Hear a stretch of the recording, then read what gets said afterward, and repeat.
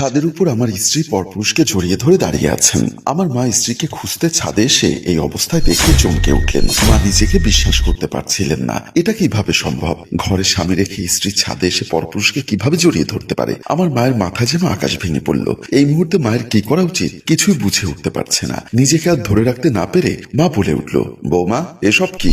সাথে সাথে ওরা একজন আর একজনকে ছেড়ে দিল। তুমি বলেছিলে ছাদে কাপড় শুকোতে দিতে আসবে, এই তোমার ছাদে কাপড় শুকোনোর নমুনা। এই ছেলেটাকে। আমার স্ত্রী বিন্দুমাত্র সংকোচ না করে মায়ের মুখের উপর বলল, ও হচ্ছে আমার ভালোবাসার মানুষ বাবু। ছি বৌমা ছি, ঘরে স্বামী রেখে শাশুড়ের মুখের উপর এমন নির্লজ্জ বেহায়ের মতো কথাগুলো বলতে তোমার বুক কাঁপলো না? কেন বুক কাঁপবে? আপনার ছেলেকে বিয়ে করে আমি কি পেয়েছি? না পারছি নিজের স্বাদ আহ্লাদ পূরণ করতে, না পাচ্ছি ভবিষ্যতের নিশ্চয়তা। তোমরা তো একে অপরকে ভালোবেসে বিয়ে করেছিলে, তাহলে আজ এসব কেন বলছো?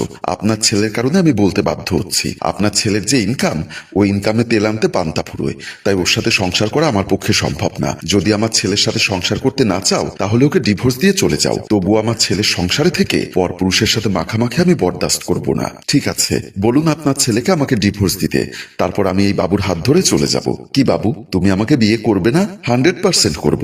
দেখছো না তোমার কথা মতো আমি তোমাদের বাসার ছাদ পর্যন্ত চলে এসেছি। ওনাকে বলো, ওনার ছেলে যদি তোমাকে এক্ষুনি ডিভোর্স দেয় আমি তোমাকে এক্ষুনি আমার বাসায় নিয়ে যাব।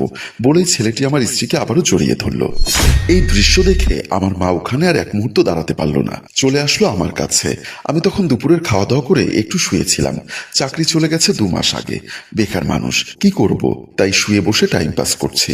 এমন সময় আমার মা এসে বলল, তুই এখানে পড়ে পড়ে ঘুমোচ্ছিস আর ছাদে তোর বউ পরপুরুষের সাথে রঙ্গলীলা করে যাচ্ছে। মায়ের কথা শুনে আমি উঠে বসলাম। কি বলছো মা এসব? তোর বউ ছাদে কাপড় শুকোতে দিতে গিয়ে 2 ঘন্টাও নামছে না, তা দেখে আমি তাকে খুঁজতে ছাদে যাই। ছাদে গিয়ে দেখি তোর বউ অপরিচিত একটা ছেলেকে জড়িয়ে ধরে দাঁড়িয়ে আছে। আমার কাছে হাতে নাতে ধরা পড়ার পরে ডিরেক্ট বলেছে সে নাকি তোর সংসার করবে না, ওই ছেলের সাথে চলে যাবে। মায়ের মুখে এমন কথা শুনে আমি অবাক হয়ে গেলাম। যাকে 5 বছর ভালোবেসে বিয়ে করেছি সে কিনা আমার দুঃসময়ে আমাকে ছেড়ে চলে যেতে চায়। মায়ের কথা আমার বিশ্বাস না করে উপায় নেই, কারণ গতকাল রাতে যখন সে আর আমি শুয়েছিলাম তখন ঘুমের মধ্যে ভুলবশত ওর গায়ের উপর গিয়ে আমার হাতটা পড়ে। সাথে সাথে সে লাফ মেরে উঠে বসে বলল, বেকার মানুষের মাথায় কি এগুলো ছাড়া আর কোনো কিছু নেই? আমার চাকরি যাবার পর থেকে সে আমাকে সহ্য করতে পারে না। তবুও আমি তাকে দুষ্টুমি করে বললাম, আজ কতদিন তোমার সাথে আমার ওসব হচ্ছে না, আজ একটু মন চাচ্ছে। মন চাইতে হবে না, তোমার সাথে ওসব করতে এখন আমার বিরক্ত লাগে। মুখের উপর তার এমন কথা শুনে আমি কিছুটা মর্মাহত হলাম, তাই তাকে আর বিরক্ত না করে ফ্রেশ হওয়ার জন্য বাথরুমে চলে গেলাম। বিষয়টিকে তখন আমি গুরুত্ব না দিলেও মায়ের কথার সাথে এখন মিলে যাওয়াতে আমারও তাকে সন্দেহ হচ্ছে। তাই মাকে বললাম, মিলা এখন কোথায়? কোথায় আবার? ছাদে, সেই ছেলেটির সাথে রঙ্গলীলা করছে। মায়ের কথায় আমার মাথায় রক্ত উঠে গেল। তাদেরকে হাতে নাতে ধরার জন্য বিছানা থেকে উঠে ছাদে যাওয়ার উদ্দেশ্যে বের হয়ে গেলাম। দরজার সামনে আসতে দেখলাম সে দরজা খুলে ঢুকছে। তাকে প্রশ্ন করলাম, কোথায় গেছিলে? কোনো ভনিতা ছাড়াই তার সোজা উত্তর, প্রেম করতে। শুনে মেজাজটা একেবারে বিগড়ে গেল। সাথে সাথে তার গালে কষে একটা থাপ্পড় বসিয়ে দিলাম। সেও কম যায় না, আমাকে ধমক দিয়ে বলল, আর একবার গায়ে হাত দিয়েছো তো সোজা থানায় গিয়ে মা ছেলের নামে নারী নির্যাতনের মামলা করে দিব। দেখেছিস কত বড় বেয়াদবের মতো তোর মুখে মুখে তর্ক করছে। কোথায় কৃতকর্মের জন্য অনুতপ্ত হবে, তা না, উল্টো মামলার ভয় দেখাচ্ছে। মায়ের কথার উত্তরে সে বলল, ভালো না লাগলে ডিভোর্স দিয়ে বিদায় করে দিতে বলেন। আমার সোজা কথা, আপনার ছেলেকে এখন আমার আর ভালো লাগে না। আমিও বললাম, ডিভোর্স চাচ্ছ? ঠিক আছে, তোমাকে আমি ডিভোর্স দিয়ে দিব। তুমি এই মুহূর্তে আমার বাড়ি থেকে বের হয়ে যাও। ঠিক আছে, যাচ্ছি।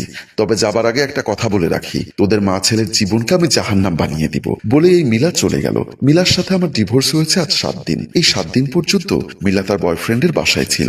আজ ওরা ছেলেটির ড্রয়িং রুমে বসে ড্রিঙ্কস করছিল। ছেলেটির নাম ছিল বাবু। বাবু বলল, তোমার স্বামী তো তোমাকে ডিভোর্স দিয়েছে, কাবিনের টাকা কি দিয়েছে?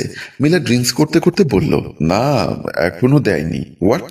ডিভোর্স দিবে কাবিনের টাকা দিবে না? সে কি করে হয়? তোমাকে তো আমি আগেই বলেছি আমার ব্যবসা বাণিজ্য বাড়াতে গেলে কিছু টাকা লাগবে। আমি চেয়েছিলাম তুমি তোমার স্বামীকে ডিভোর্স দিয়ে যে টাকা পাবে সেটা দিয়ে ব্যবসা বাণিজ্য করব। তুমি এক্ষুনি ওকে কাবিনের টাকা দিতে বলো। বলে বাবু মোবাইলটা মিলার হাতে দিল। মিলা মোবাইলটা নিয়ে আমার নাম্বারে ডায়াল করতে লাগলো। তখন মা আর আমি খাবার টেবিলে বসে খাচ্ছিলাম। মোবাইল বেজে ওঠার কারণে মোবাইলটা হাতে নিয়ে দেখলাম একটা অপরিচিত নাম্বার। কলটা রিসিভ করে কানে দিতেই মিলা অপর প্রান্ত থেকে বলল, কি ব্যাপার, কল রিসিভ করতে ভয় পাচ্ছ নাকি? মিলার কণ্ঠস্বর শুনে আমি বললাম, ভয় পাবো কেন? কি বলতে ফোন করেছো বলো। তোমার সাথে যখন আমার বিয়ে হয়েছিল তখন কাবিনে কত টাকা লিখেছিল মনে আছে? 10 লাখ। গুড, মনে রাখার জন্য তোমাকে ধন্যবাদ। ওখানে 5 লাখ নগদ আর 5 লাখ বাকি ছিল। আমি তোমার কাছে কাবিনের 5 লক্ষ টাকা পাও না। ওই টাকাটা কখন দিবে? তুমি পরক্রিয়া করে আমার সংসার ভেঙে চলে গেছো। কাবিনের টাকা দিতে হবে কেন? কাবিনের টাকা পাওয়া একজন নারীর প্রাপ্য অধিকার। তুমি সেই অধিকার থেকে আমাকে বঞ্চিত করতে পারো না। তুমি পরপুরুষের সাথে সম্পর্ক না করলে তো আমি তোমাকে তালাক দিতাম না। এখন যেহেতু তুমি স্বইচ্ছায় আমার সংসার ছেড়ে চলে গেছো, তাহলে তোমার সেই কাবিনের টাকা আমি দিতে পারবো না বলে মোবাইলের লাইনটা কেটে দিলাম। মিলাকে মোবাইল রাখতে দেখে বাবু বলল, কাবিনের টাকা কখন দিবে বলেছে? সে মুখের উপর না করেছে। আমি নাকি তোমার সাথে সম্পর্ক করেছি তাই সে কাবিনের টাকা দিবে না। বললেই হলো। ওর থেকে কাবিনের টাকা কিভাবে আদায় করতে হয় সেটা আমার জানা আছে। তুমি এক্ষুনি আমার সাথে চলো বলে মিলা ও ছেলেটি আমার বাসার উদ্দেশ্যে চলে আসলো।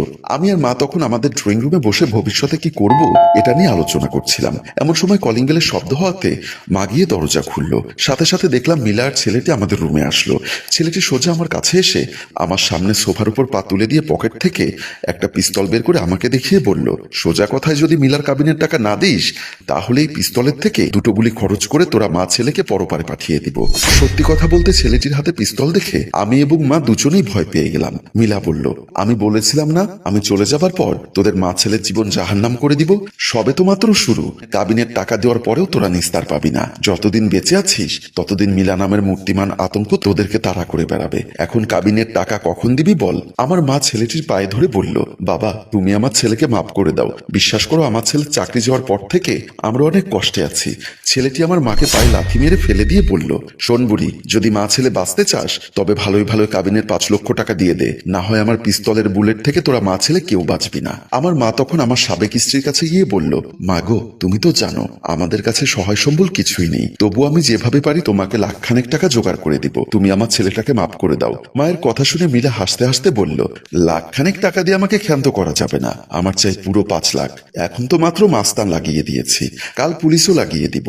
দেখি তোরা মা ছেলে আমার হাত থেকে কিভাবে বাঁচতে পারিস। তার সাথে আসা বাবু নামের ছেলেটি বলল, আজ তোদেরকে 7 দিনের সময় দিয়ে গেলাম। 7 দিনের মধ্যেই মিলার কাবিন নামার 5 লক্ষ টাকা দিয়ে দিবি, না হয় দেখবি এই বাবু তোদেরকে কিভাবে কাবু করে। বলে ওরা চলে গেল। মা বলল, বাবারে ওই মেয়ে এত সহজে আমাদেরকে ছাড়বে না। কিন্তু মা আমি এত টাকা এখন কোথায় পাবো? এক কাজ কর, চল আমরা এখন একটা অ্যাডভোকেটের কাছে গিয়ে আইনি পরামর্শ চাই, দেখি অ্যাডভোকেট সাহেব কি বলেন। হ্যাঁ মা তাই চলো। বলেই আমরা মা ছেলে একজন অ্যাডভোকেটের চেম্বারে আসলাম। অ্যাডভোকেট সাহেব চেম্বারে বসে মোবাইলে কারোর সাথে কথা বলছিলেন। আমাদেরকে দেখে মোবাইলের লাইনটা কেটে দিলেন। আমরা মা ছেলে ওনাকে সালাম দিলাম, আসসালামু আলাইকুম। ওয়ালাইকুম আসসালাম, বসুন। আমার মা বলল, আমরা আপনার কাছে একটা আইনি পরামর্শের জন্য এসেছিলাম, বলুন কিভাবে সাহায্য করতে পারি। আমার ছেলের বউ একজনের সাথে পরকীয়া করে আমাদের হাতে ধরা পড়ে। পরে আমার ছেলে ওই বউকে তালাক দিয়ে দেয়। এখন ওই মেয়েটি আমার ছেলের কাছে কাবিনের টাকা দাবি করছে। এখন আপনার কাছে জানতে চাই, যেহেতু মেয়েটা অন্য ছেলের সাথে পরকীয়া করে, যার কারণে আমার ছেলে মেয়েটিকে ডিভোর্স দিতে বাধ্য হয়, এখন আমার ছেলের কি কাবিনের টাকা পরিশোধ করতে হবে? অবশ্যই করতে হবে। সাথে সাথে আমি বললাম, আমি তো স্বইচ্ছায় ওকে ডিভোর্স দেইনি, তাহলে আমি কেন কাবিনের টাকা দিব? দেখুন, ডিভোর্স আপনি দেন কিংবা অধিক, কাবিনের টাকা অবশ্যই আপনাকে পরিশোধ করতে হবে। আমাদের বর্তমান পরিস্থিতিতে এত টাকা পরিশোধ করা আমাদের পক্ষে সম্ভব না। এখন কি করতে পারি? কোনো উপায় নেই। ডিভোর্স হয়েছে মানে কাবিনের টাকা মেয়েটির প্রাপ্য।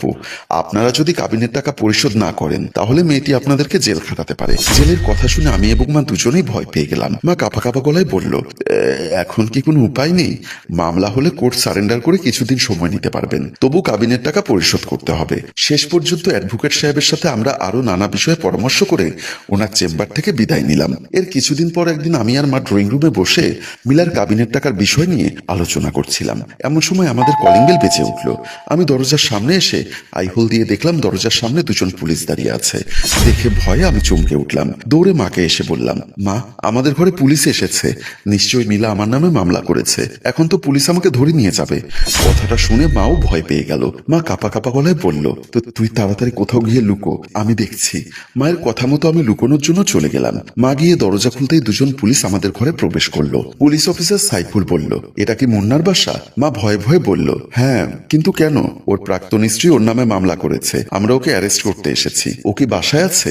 শুনে মায়ের অজ্ঞান হয়ে যাওয়ার অবস্থা। তবুও কাঁপা কাঁপা গলায় বললাম, সে তো এখন বাসায় নেই। জামাল তুমি সব রুম চেক করে দেখো তো, খুঁজে পেলে কলার চেপে ধরে নিয়ে আসবে। তারপর ওনার সাথে থাকা কনস্টেবল আমাকে খোঁজার জন্য বিভিন্ন রুমে চেক করতে লাগলো। বাথরুম চেক করে দেখলো দেখলো, আমার রুমে এসে চেক করে দেখলো, রান্নাঘর থেকে শুরু করে সব চেক করে দেখলো। শেষে কোথাও আমাকে না পেয়ে কনস্টেবল আবার অফিসারের কাছে চলে গেল। অফিসারের সামনে এসে বলল, স্যার পুরো রুম চেক করেছি, কোথাও ওনাকে পেলাম না। তারপর পুলিশ অফিসার বলল, শুনুন, মুন্না ঘরে আসলে বলবেন থানায় যেতে, আমার যদি আবার ওকে অ্যারেস্ট করতে আসতে হয় তাহলে কিন্তু অবস্থা খারাপ হবে। বলেই পুলিশ অফিসার চলে গেল। ওনারা চলে যাবার পর মা দরজাটা লাগিয়ে একটা স্বস্তির নিঃশ্বাস ফেললো। তারপর মা আমাকে খুঁজতে লাগলো। বেলকনিতে এসে দেখে আমার লাশ। কাবিনের টাকা দিতে না পেরে আমি পৃথিবী ছেড়ে চলে গেলাম। একে তো আমি বেকার, তার উপর আমার স্ত্রীর এত টাকা কাবিন পরিশোধ করা আমার পক্ষে কিছুতেই সম্ভব হচ্ছিল না। তাই আমি উপায়ন্তর না দেখে প্রাক্তন স্ত্রীর হাত থেকে বাঁচতে পৃথিবীর মায়া ত্যাগ করলাম। মা আমার লাশ জড়িয়ে ধরে কাঁদতে লাগলেন। হ্যালো ভিউয়ার্স, কাবিন অবশ্যই নারীর অধিকার, আমরাও কাবিনকে সমর্থন করি, কিন্তু কিছু কিছু ক্ষেত্রে গিয়ে কাবিনের টাকা পরিশোধ করা একজন পুরুষের পক্ষে কতটা কষ্টের সেটা যে ভুক্তভোগী সেই জানে। তাই বিয়ের সময় কাবিন নির্ধারণের ক্ষেত্রে সজাগ থাকা উচিত। আর আপনার বিয়েতে কত টাকা কাবিন দিয়েছেন সেটা লিখে জানান। আমাদের গল্পটি কেমন লেগেছে তা অবশ্যই কমেন্ট করে জানান, আর ভালো লাগলে শেয়ার করে দেবার অনুরোধ রইল। ধন্যবাদ।